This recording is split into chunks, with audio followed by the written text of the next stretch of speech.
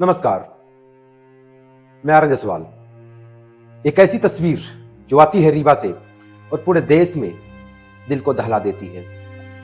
उस तंत्र से सवाल पूछने लगे हैं वो लोग जो लोग ऐसे तंत्र को चुनते हैं और उस तंत्र को मजबूत करने का लगातार प्रयास करते हैं। हम बात कर रहे हैं त्योंथर विधानसभा के अंतर्गत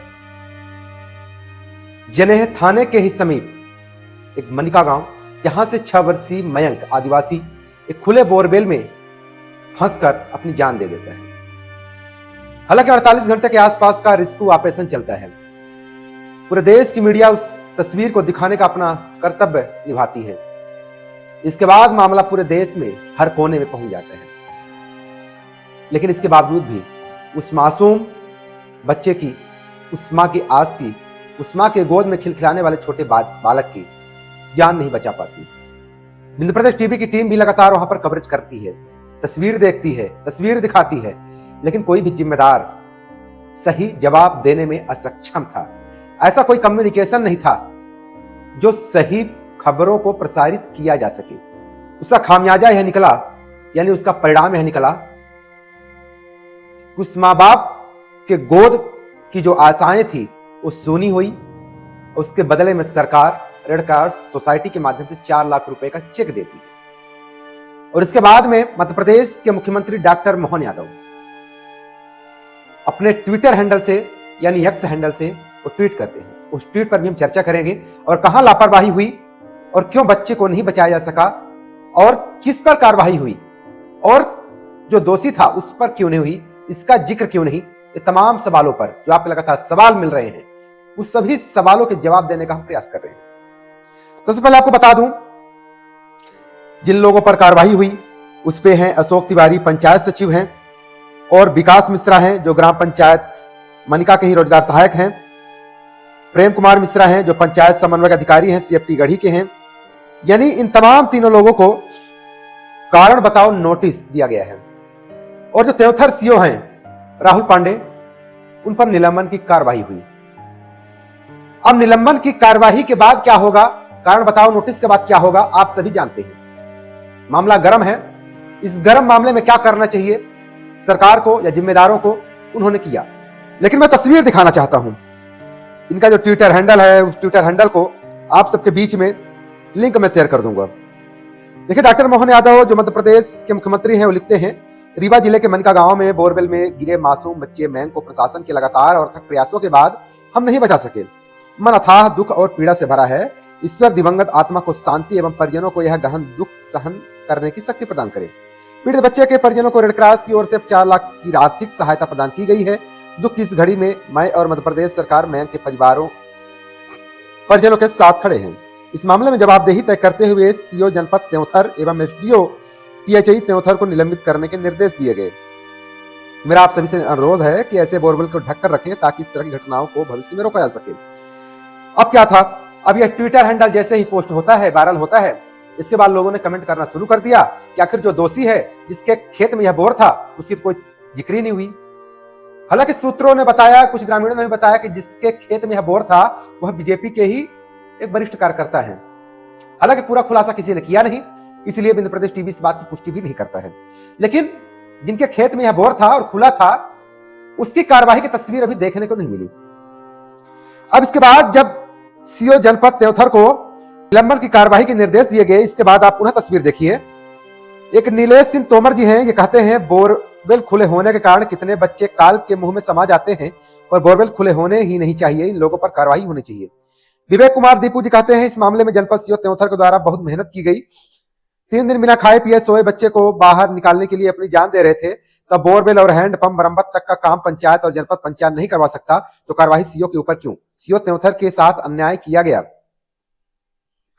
इसके बाद और अगर पूरा कमेंट आप पढ़ेंगे तो इसी तरीके से कमेंट देखने को मिलेगा। इसी के साथ इसमें लिखा हुआ है, राकेश के तिवारी जी कहते हैं, जो कहीं न कहीं से मोदी के परिवार हैं, यानी कुल मिला के इससे साफ प्रतीत होता है कि ये भी मोदी जी के परिवार के रूप में, यानी बीजेपी के कहीं न कहीं से समर्थक हैं। इसे कहते हैं कि आदरणीय मुख्यमंत्री जी, निर्णय सरासर गलत है। सीओ साहब ने बिना खाना पीना के 2 दिनों से लगातार मेहनत कर रहे थे और बोरवेल प्राइवेट जमीन में था। इसमें सीओ साहब की क्या गलती? कृपया अपने निर्णय में पुनः विचार करें और जल्द से जल्द सीओ साहब की सर्विस बहाल करें।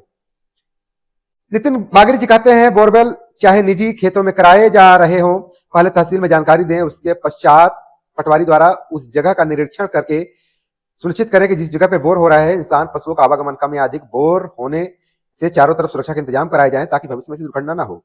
तो इस तरीके के तमाम लोगों की प्रतिक्रियाएं मिल रही हैं और उसी ट्विटर हैंडल में उन्हीं की आईडी में जिन्होंने ये पोस्ट किया। लेकिन बड़े सवाल, मैं कई ऐसी तस्वीरें दिखा दूं आपको। आज भी एक वही सटा हुआ इलाका, एक गढ़ है जो पीएचई विभाग स्वयं बोरवेल करता है और इसके बाद भी आज भी वह बोर खुला जो आप तस्वीरों पर भी देख पा रहे होंगे। कोई कार्रवाई नहीं। ये गढ़ पंचायत की मैं बात कर रहा हूं। इस तरीके से तमाम ऐसे पंचायत हैं जहां पर हर वर्ष, हर माह, हर दिन इस तरीके से बोरवेल होता है और जो कोई नन्हा बच्चा उस पर फंस जाता है, इसके बाद तमाम सियासी पाराएं अपने चरम सीमाओं पर पहुंच जाती है। अब सीधा जो सवाल है, लगभग आप सब बोरियत हो रहे होंगे, लेकिन ये सवाल, ये पीड़ा, ये हमारी ही नहीं, आप सबकी भी है, उसको प्रदर्शित करने का प्रयास कर रहा हूं। अगर सवाल आपको अगर जायज लगते हैं तो अनुत्साहित होकर शेयर कर दीजिएगा कि मध्य प्रदेश शासन के अधीनस्थ ऐसे कई योजनाएं जो किसानों के लिए दिए जाते हैं, पानी के लिए दिए जाते हैं, पानी पीने के लिए दिए जाते हैं, पूरी तरह से फ्लॉप नजर आते हैं। इसके बावजूद भी उसी पंचायत के जो सेक्रेटरी हैं या उसी पंचायत से जो जिम्मेदार अधिकारी हैं, ये जनपद के जो अधिकारी हैं, ये तनिक सी शिकायत सुनने को तैयार नहीं होते हैं। तो ऐसे अधिकारियों अगर दोषी पाए जाते हैं जायज जगहों पर, इससे कई भ्रष्टाचार की तस्वीरें आती हैं, सीधे सीधे पैसे का ही गोलमाल तस्वीर सामने देखने को मिलती है।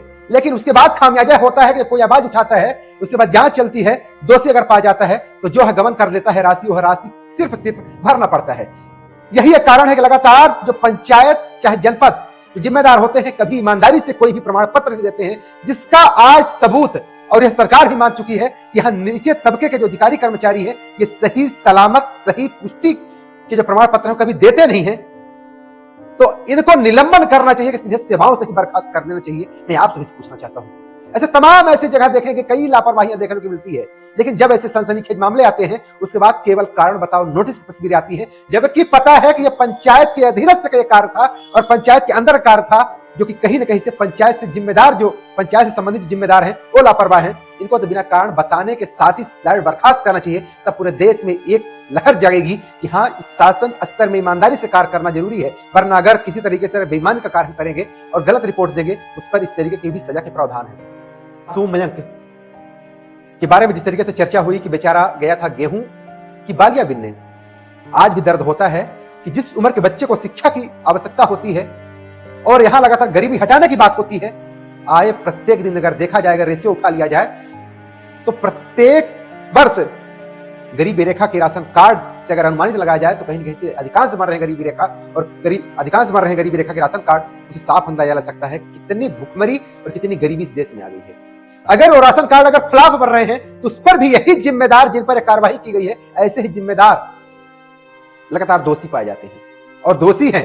इसके बावजूद भी प्रशासन और शासन ऐसे मामलों के लिए, यानी ऐसी तस्वीर आने की लगातार इंतजार करती है और इस पर खासा राजनीति होती है और मदद एक चवन्नी की नहीं, जो लोग राजनीति करने वहां आते हैं। वहां तस्वीरों में मैं लगातार देखा, एक पानी का टैंकर नहीं था। जरा सोच सकते हैं कि पूरे देश की मीडिया जिस तंत्र को दिखा रही थी, जिस व्यवस्था को दिखा रही थी, उस जगह पर एक तनिक सा पानी का टैंकर देखने को नहीं मिला है कि कम से कम पानी तो पीने के लिए व्यवस्था उस सुनसान इलाके में कर दी जाए। नेता आए होंगे, कई समाज से भी आए होंगे, लेकिन इसके बाद भी कोई भी तस्वीर पॉजिटिव तरीके से कुछ भी नहीं मिला। सोचिए कि हम चंद्रमा के उस छोर पर पहुंच गए जहां पूरी दुनिया देखती रह गई कि यह राह कितना कठिन था, फिर भी भारत पहुंच गया। जरा सोचिए, उसी भारत के पास ऐसी कोई टेक्नोलॉजी नहीं है जिसके बलबूते 60 फीट में फंसे ऐसे कई बच्चे, ऐसे अगर रिपोर्ट देखेंगे इस तरीके से तो प्रत्येक वर्ष की रिपोर्ट आप देखेंगे तो हैरान हो जाएंगे। ऐसी कोई टेक्नोलॉजी नहीं मिली जिस टेक्नोलॉजी को उपयोग करके एनडीआरएफ या प्रशासन का अमला जल्द से जल्द कोई रेस्क्यू कर ले। गर्द विदारक घटना और पूरी तरह से कार्यवाही को लेके आपकी क्या राय है? क्या कार्यवाही संतोषजनक है? क्या सही की गई है? आप अपनी राय दे सकते हैं। अगर पहली बार आए हैं बिंद टीवी, आप चैनल सब्सक्राइब कर लें, क्योंकि आपके बिंद का एक पहला ऐसा चैनल है जो निडरता के साथ की आवाज को प्रमुखता के साथ प्रशासन तक पहुंचा सके। चलिए, आप मुझे इजाजत दीजिए। बहुत बहुत धन्यवाद। जय हिंद।